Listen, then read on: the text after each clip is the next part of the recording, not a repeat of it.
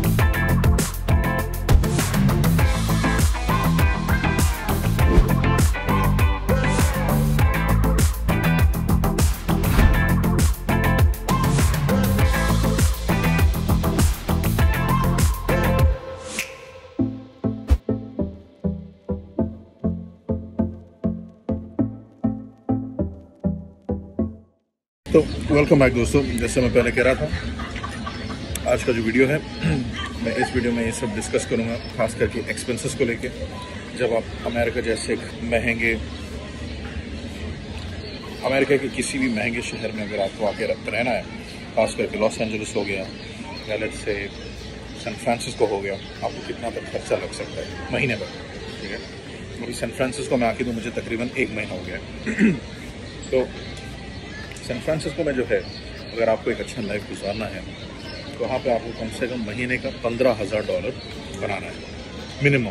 ठीक है, क्योंकि सैन फ्रांसिस्को जो है उसको टेक सिटी भी माना जाता है, क्योंकि सिलिकॉन वैली जो है जहाँ पे दुनिया के मशहूर टेक कंपनीज जैसे कि एप्पल हो गया, फेसबुक हो गया, गूगल हो गया, ज़्यादातर वहाँ पर है।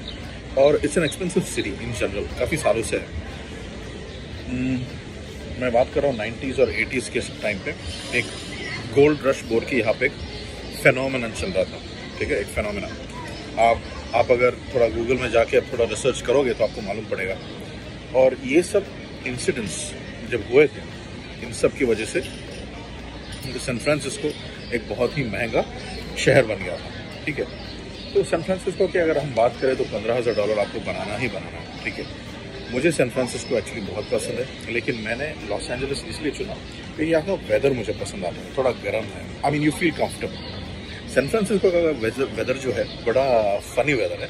अभी तो समर सीजन चल रहा है, तो समर के महीनों में भी वहाँ पे होता क्या है, वहाँ पे जैसे सुबह और दोपहर के टाइम पे एकदम वार्म रहता है, मतलब ज़्यादा गर्म भी नहीं, लेकिन वार्म रहता है। फिर शाम के 4-5 बजे से बहुत ठंडा होता है, तो ज़ोर की हवा चलती है, विंडी हो जाता है। मैं ज़्यादा ठंडी जगह पसंद नहीं करता हूँ, क्योंकि मैं हूँ इंडियन। अब इतने सालों से मैं इंडिया और दुबई में जो है रह चुका हूँ, तो we are used to that kind of weather and climate. ठीक है दोस्तों, तो इसलिए मैंने डिसाइड किया लॉस एंजलिस में शिफ्ट होने का।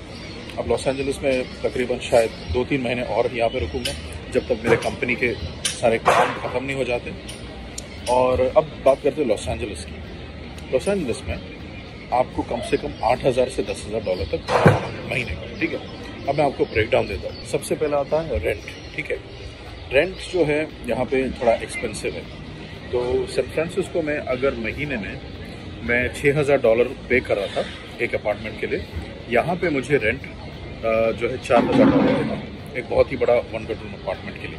ठीक है, with a living room and two bathrooms। ठीक है, तो $4,000 में आपको एक अच्छा अपार्टमेंट मिल जाएगा इन ए गुड लोकेशन।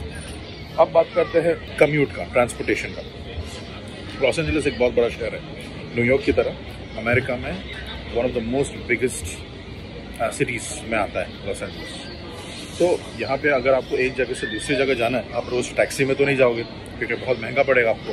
तो इसलिए बेटर है गाड़ी लेना। ठीक है, तो अगर आपके पास लाइसेंस हो, यूएस आने से पहले एक इंटरनेशनल लाइसेंस बना लीजिए। ठीक है, आप जो उनसे भी कंट्री से क्यों ना हो। ठीक है, इंटरनेशनल लाइसेंस बना लीजिए, यहाँ पे आइए, रेंट कार लीजिए।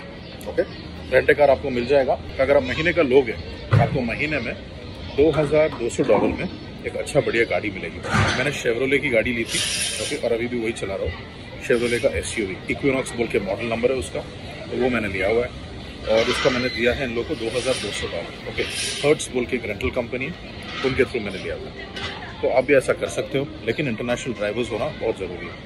आप अगर मेरे इंस्टाग्राम में जाओगे, मेरे वीडियोज़ वगैरह देखोगे तो आपको मालूम पड़ेगा कि किस किस्म की यहाँ पे गाड़ियाँ मिलती हैं। और मैं अपने पिछले वीडियोस में भी आपने देखा रहेगा कैसे मैं वो लगुना बीच की तरफ जा रहा था अपनी गाड़ी में अपने फैमिली के साथ। तो ब्यूटीफुल कार्स। और दूसरी चीज़ GPS, यहाँ की गाड़ियों में अगर आप एप्पल आईफोन यूज़ करते हो तो एप्पल प्ले बोल के एक सॉफ्टवेयर है, आप एक बार USB चार्जर लगाओगे गाड़ी में और अगर आप कनेक्ट करोगे आपके फ़ोन पे तो आपको ऑप्शन मिल जाएंगे। तो आप अपने फ़ोन में जाके उस जगह का लोकेशन डालो। फॉर एग्जांपल डिज्नी वर्ल्ड जाना है या यूनिवर्सल स्टूडियोज़ जाना है, वो जाके आप टाइप कर लो, आपको मतलब गूगल मैप्स खुल जाएगा। वो कार के अंदर एक स्क्रीन है, वो स्क्रीन में आपको पूरा मैप दिखाएगा और उसको आप फॉलो करके आप अपना गाड़ी चला के जा सकते हो।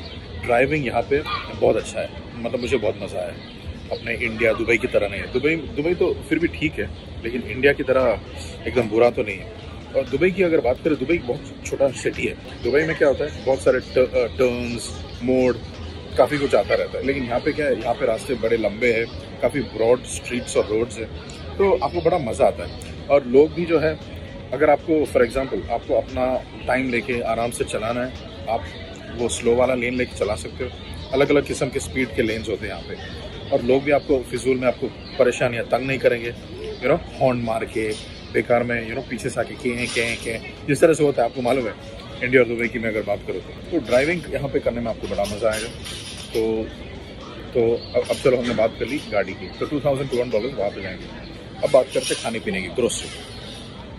अगर आप फैमिली के साथ हो, अभी जैसे हम लोग तो चलो 3 मेंबर है, ठीक है, फैमिली में, तो हम लोग रखते हैं महीने का $400, 400 से 600, मैक्सिमम $600 रख लो, ठीक है, ग्रोसरीज के लिए। इससे ज़्यादा नहीं होगा आपको, क्योंकि खाने का मुझे लगता है यहाँ पे इट्स रीजनेबल। तो $600 रख लीजिए खाने के लिए। तो 4,000 रेंट का हो गया, 2,200 गाड़ी का हो गया रेंटल महीने का, $6,200 उधर हो गए, फिर $600 अपने ग्रोसरी का हो गया। तो दैट मेक्स इट अबाउट $6,800, $7,000 ले लीजिए। थोड़ा बहुत वो ना, आई मीन वो 200-300 जो भी है वो ग्रोसरी के बजट में डालो, $7,000। अब बात करते हैं बाहर घूमने फिरने की। घूमने फिरने के लिए मैं बोलूँगा $1,000 काफ़ी है। जी हाँ, $1,000 या $500-600 भी काफ़ी रहेगा, तो बेसिकली आप $7,500 से $10,000 तक अगर आप कमाओगे, आप यहाँ पे एक बढ़िया लाइफ जी सकते हो। जी हाँ, बढ़िया लाइफ आप जी सकते हो, ठीक है। तो अब बात करते हैं, लेट्स से अगर आपने अपनी खुद की गाड़ी ले ली बाद में, तो आपको रेंट कार को कुछ पैसे नहीं देने, और अगर आपने शायद घर ले लिया तो आपको किराया भी नहीं देना पड़ेगा। लेकिन अब मैं आपको एक इंटरेस्टिंग चीज़ बताता हूँ। यहाँ यूएस में मेरे अभी 4 प्रॉपर्टीज़ हैं, ठीक है, 2 ऑरलैंडो में है और अभी 2 लॉस एंजलिस में भी हो गए। यहाँ पे भी मैंने 2 प्रॉपर्टीज़ खरीद ली जो मैंने किराए पे दे दिया। अब आप मुझसे पूछोगे अगर आपके पास प्रॉपर्टी है तो आप रेंट में क्यों रहते हो। मैं आपको बताता हूँ। मैं एक बिजनेसमैन हूँ और एक इन्वेस्टर हूँ। एक इन्वेस्टर की तरह सोचता हूँ। मैं यहाँ पे पूरा साल नहीं रहता हूँ। जब भी मैं यूएस आता हूँ, रहता हूँ 2-3 महीना या मैक्सिमम 4 महीना, फिर वापस चला जाता हूँ, क्योंकि मेरे ज़्यादातर बिजनेस दुबई में है। अब मेरे जो प्रॉपर्टीज़ है वो एसेट है। एसेट यानी कि वो चीज़ जो मुझे हर महीना पैसा दे रही है अपने जेब में, मतलब एक किस्म से सोने के अंडे देने वाली मुर्गी है, समझ रहे आप। तो उस मुर्गी को मैं क्यों हलाल करके बेकार में छोड़ दूँ वहाँ पे रह के, करेक्ट, आप समझ रहे हो मेरी बात। तो हमेशा बी स्मार्ट, बी वाइज। आप ये सोचा करो कि आपकी सिचुएशंस, आपके कंडीशंस, आपके ट्रैवलिंग एक्सपीरियंस के हिसाब से आप जहाँ पे रहते हो, आपको उसके हिसाब से आपको अपना एक्सपेंसेस चलाना चाहिए, तो इस वजह से मैं उसको रेंट पे ही चढ़ाता हूँ। और जब भी मैं इधर आता हूँ, वहाँ से जो रेंट मुझे मिलता है, it takes care of my expenses. मेरे ज़्यादातर एक्सपेंसेस जो है, मेरे जो प्रॉपर्टी से जो पैसा आता है वो संभाल लेता है। तो देखो, मैं अपनी जेब से अलग से मुझे कोई पैसा डालने की ज़रूरत भी नहीं है।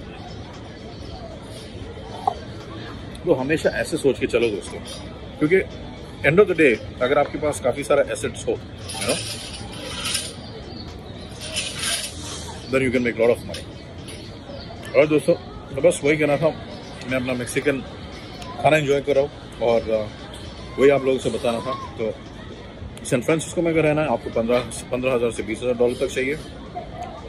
मेरा एडवाइस लीजिए, लॉस एंजलिस बेहतर जगह है, मौसम बढ़िया है, आपको सारे फैसिलिटीज़ और चीज़ें भी यहाँ पे मिलेंगे, मज़ा आएगा यहाँ पे रहने में और छुट्टियाँ मनाने के लिए या बिज़नेस करने के लिए। और अगर आप मेरी तरह और नए कंपनीज खोलना चाहते हो अमेरिका में, जहाँ पे आप अपना बिजनेस को स्केल करना चाहोगे या बढ़ाना चाहोगे, या ग्रुप ऑफ होल्डिंग कंपनीज आप खोलना चाहोगे मेरी तरह जैसे मैंने किया है, तो get in touch with me. मैं अपने बिजनेस लॉयर के थ्रू आपका काम करवा दूंगा। ऑफकोर्स पैसे लगते हैं, चार्जेस लगते हैं उसके लिए, but I can get you in touch with my right guys. ठीक है दोस्तों, तो होप आपको अच्छा लगा वीडियो। अगर अभी तक आपने सब्सक्राइब नहीं किया, सब्सक्राइब कर दीजिए। अगर अभी तक आपने ऑनलाइन बिजनेस स्टार्ट नहीं किया अमेजोन पे, बुक्स पब्लिशिंग का बिजनेस, तो मेरे कोर्स या मेरे एकेडमी में ज्वाइन कर लीजिए। ऑलराइट, और अगर आपको डन फॉर यू सर्विस लेना है उसके लिए मुझे एक ईमेल भेज दीजिए या मुझे कांटेक्ट कर लीजिए व्हाट्सएप में। मेरे वेबसाइट पे जाके मेरे कांटेक्ट डिटेल्स आपको मिल जाएंगे और उसके हिसाब से मैं आपको गाइड और हेल्प करूँगा। और दोस्तों, you guys take care, God bless. मिलूंगा आप लोगों से अगले आने वाले वीडियोस में। टेक केयर दोस्तों, बाय।